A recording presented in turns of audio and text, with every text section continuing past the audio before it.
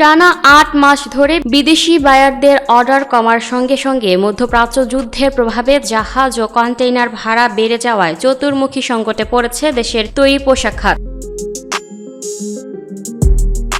ব্যবসায়ীদের দাবি, চট্টগ্রাম বন্দরের মাধ্যমে আমদানি করা কাঁচামাল ঢাকার কারখানায় নিয়ে যাওয়া এবং রফতানিযোগ্য তৈরি পোশাক বন্দরে পৌঁছে দেওয়ার পরিবহন খরচও প্রায় দ্বিগুণ হয়ে গেছে। বিজিএমইএ এর তথ্য অনুযায়ী চলতি 2025-26 অর্থবছরের মার্চ মাসে 2.78 বিলিয়ন মার্কিন ডলারের তৈরি পোশাক রফতানি হয়েছে, যা আগের বছরের একই সময়ের তুলনায় 19% কম। অর্থবছরের শুরুতে জুলাই মাসে 39.62 বিলিয়ন মার্কিন ডলার রফতানির মাধ্যমে 24.67% প্রবৃদ্ধি হলেও পরবর্তী 8 মাসে তা ধারাবাহিকভাবে কমে এসেছে। ইন্টারন্যাশনাল বিজনেস ফোরামের চেয়ারম্যান এস.এম. আবু তৈয়ব বলেন, কাঁচামালের দাম বেড়েছে, ব্যাংক খরচও আগের তুলনায় বেড়েছে, এতে প্রতিটি খাতেই ব্যয় বেড়ে গেছে। এমন পরিস্থিতিতে তৈরি পোশাক শিল্পের উৎপাদন খরচ বেড়ে গেছে, কিন্তু অর্ডার কমে গেছে। সব মিলিয়ে খাতটি এখন একটি কঠিন অবস্থার মধ্য দিয়ে যাচ্ছে। এদিকে মধ্যপ্রাচ্যের যুদ্ধের প্রভাবে আন্তর্জাতিক বাজারে জ্বালানি তেলের দাম বাড়তে থাকায় বেড়েছে জাহাজ ও কন্টেইনার পরিবহন ভাড়াও।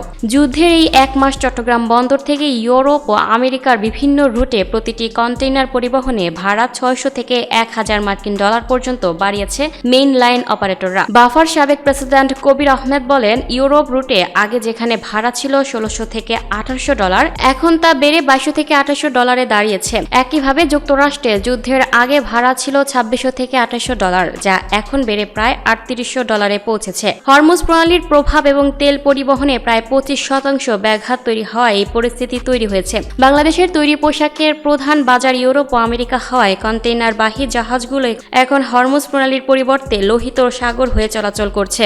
অন্যদিকে দেশে জ্বালানি তেলের দাম না বাড়লেও তৈরি পোশাক খাতে উৎপাদন খরচ বেড়েছে বলে দাবি করেছেন গার্মেন্টস মালিকরা। বিজিএমইএ এর পরিচালক রাকিবুল আলম চৌধুরী বলেন, আরএমজি খাত একসঙ্গে আমদানি ও রফতানি নির্ভর। কাঁচামাল ঢাকায় আনার পরিবহন খরচ প্রায় দ্বিগুণ হয়ে গেছে। একইভাবে ঢাকার কারখানা থেকে চট্টগ্রাম বন্দরে পণ্য পৌঁছানোর খরচও প্রায় দ্বিগুণ হয়েছে। বাংলাদেশ শিপিং এজেন্ট অ্যাসোসিয়েশনের সাবেক পরিচালক খায়রুল আলম সুজন বলেন, জাহাজ পরিচালনা ব্যয় উল্লেখযোগ্যভাবে বেড়েছে, পাশাপাশি বিমা কোম্পানিগুলোর প্রিমিয়ামও বেড়েছে। ফলে জাহাজ ভাড়া বা ফ্রেট খরচ অনেক বেড়ে গেছে।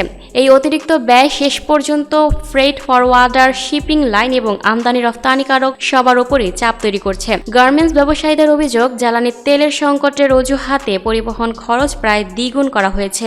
বিশেষ করে ঢাকা চট্টগ্রাম রুটে পণ্যবাহী ট্রাক ও কাভার্ড ভ্যানের ভাড়া সবচেয়ে বেশি বেড়েছে। এতে আমদানি করা কাঁচামাল কারখানায় নেওয়া এবং রফতানিযোগ্য পণ্য বন্দরে পৌঁছানো দুই ক্ষেত্রেই তৈরি হচ্ছে নানামুখী সংকট। বিজিএমইএ এর পরিচালক এমডিএম মহিউদ্দিন চৌধুরী বলেন, তেলের সংকটের কারণে দেশে পরিবহন খরচ দ্বিগুণ হয়ে গেছে, কন্টেইনার ভাড়াও এখন প্রায় দ্বিগুণ। এছাড়া আমদানি করা কাঁচামালের ক্ষেত্রে সময় বাড়ানোর আবেদন জানাচ্ছে সরবরাহকারীরা। সব মিলিয়ে আগামী দিনে উৎপাদন ব্যাহত হওয়ার আশঙ্কা স্পষ্ট হয়ে উঠেছে। এই পরিস্থিতি থেকে উত্তরণে দ্রুত জ্বালানি সংকটের সমাধান করা প্রয়োজন। এদিকে 2024-25 অর্থবছরের জুলাই থেকে মার্চ পর্যন্ত 9 মাসে পণ্য রফতানি হয়েছে 30.24 বিলিয়ন মার্কিন ডলার। তবে চলতি অর্থবছরে একই সময়ে তা কিছুটা কমে 28.57 বিলিয়ন মার্কিন ডলারে দাঁড়িয়েছে।